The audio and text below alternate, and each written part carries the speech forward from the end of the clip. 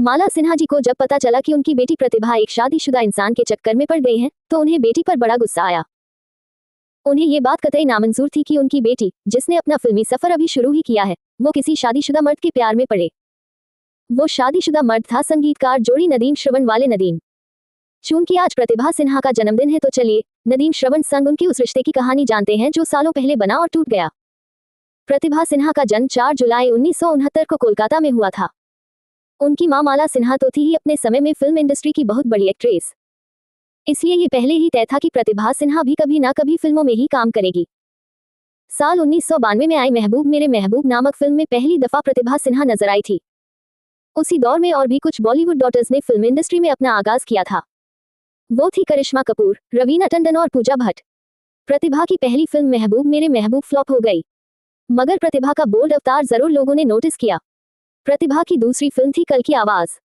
ये फिल्म भी 1992 में ही रिलीज हुई थी।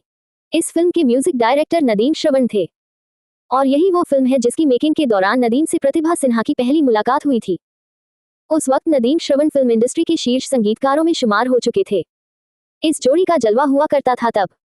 कल की आवाज फिल्म के म्यूजिक सेशंस में प्रतिभा सिन्हा भी मौजूद रहती थी। इस दौरान नदीम संग प्रतिभा सिन्हा की नजदीकियां बढ़ने लगी। प्रतिभा नदीम को पसंद करने लगी। कहते हैं कि प्रतिभा नदीम को बहुत चाहने लगी। उनका ध्यान अपने करियर से भी हट गया था। उन्हें इस बात की भी कोई परवाह नहीं थी कि नदीम पहले से शादीशुदा हैं। माला सिन्हा को जब बेटी की नदीम संग बढ़ती नजदीकियों का पता चला तो उन्हें बड़ा गुस्सा आया।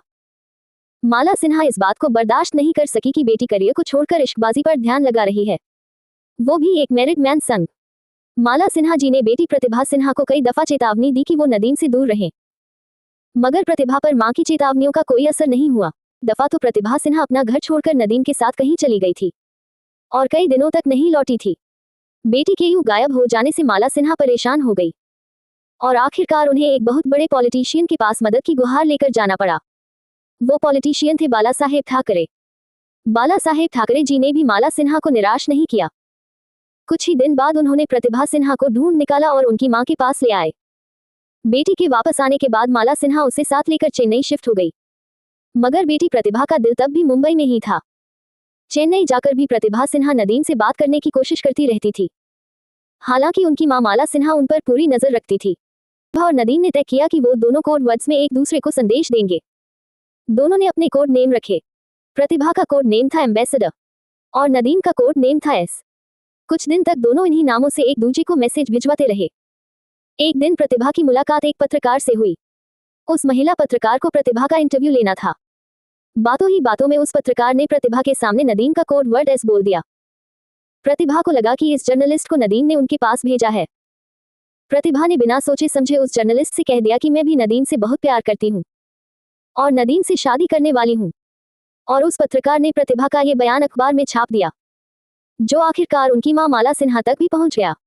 माला सिन्हा ने वो इंटरव्यू छापने के लिए उस पत्रकार की खूब क्लास लगाई, फिर अपनी बेटी प्रतिभा को भी जबरदस्त डांट लगाई और आखिरकार माला जी प्रतिभा को साथ लेकर मुंबई लौट आई। दूसरी तरफ नदीम अपनी पहली पत्नी को तलाक देने की तैयारी कर रहे थे, क्योंकि वो अब प्रतिभा संग शादी करना चाहते थे। मगर उन्हें नहीं पता था कि माला सिन्हा इस दफा पूरी तैयारी के साथ मुंबई लौटी हैं। मुंबई लौटने के बाद माला सिन्हा ने एक प्रेस कॉन्फ्रेंस बुलाई। प्रेस कॉन्फ्रेंस में कुछ ऐसा हुआ जिससे फिल्म इंडस्ट्री में खलबली मच गई। प्रतिभा सिन्हा ने उस प्रेस कॉन्फ्रेंस में नदीम पर आरोप लगाया कि नदीम ने उन्हें किडनैप किया व उनके साथ दुराचार किया। माला सिन्हा ने भी नदीम को प्रेस कॉन्फ्रेंस में खूब कोसा। उन्होंने नदीम पर आरोप लगाया कि नदीम की वजह से उनकी बेटी का करियर तबाह हो गया है और नदीम की वजह से उन्हें बहुत ज्यादा नुकसान उठाना पड़ा है। माला सिन्हा के आरोपों की खबर इंडस्ट्री में आग की तरह फैल गई। नदीम को जब इस प्रेस कॉन्फ्रेंस के बारे में पता चला तो उन्हें बहुत तगड़ा झटका लगा। उन्हें यकीन नहीं हो पा रहा था कि प्रतिभा सिन्हा उन पर इतने गंभीर आरोप लगा सकती हैं। प्रतिभा ने यू टर्न क्यों लिया, वो इसी सवाल में उलझ गए थे। आखिरकार नदीम ने भी एक प्रेस कॉन्फ्रेंस की।